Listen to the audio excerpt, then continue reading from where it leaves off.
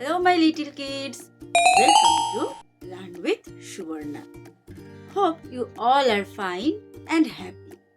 Today, we will learn a poem about a little boy like you, always be happy and never cry.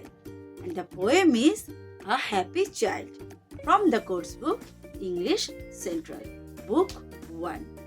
So, don't skip and stay with me till the end to find out how that boy become always happy.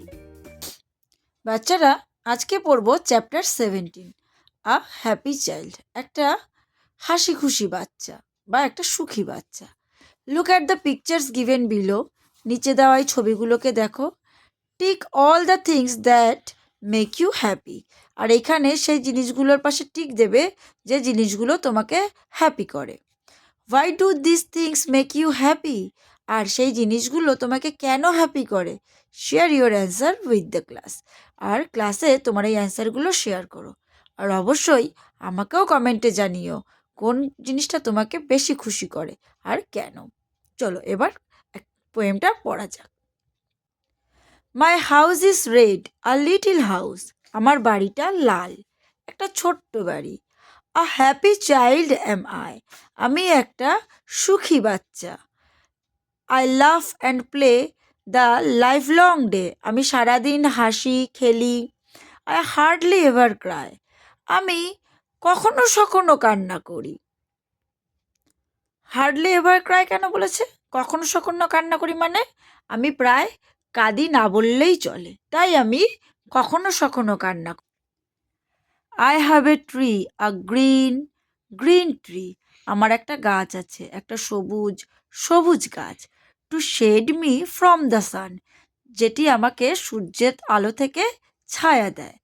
And under it I often sit, এবং ওর নিচে আমি প্রায় বসি। When all my work is done, যখন আমার সব কাজ করা হয়ে যায়। My little basket I will take, আমার ছোট্ট ঝুড়িটা আমি নেই। And trip into the town, আর চলে যাই শহরের দিকে। When next I am there I'll buy some cake, আর ওখানে গিয়ে তারপরেই আমি কিছু কেক কিনি।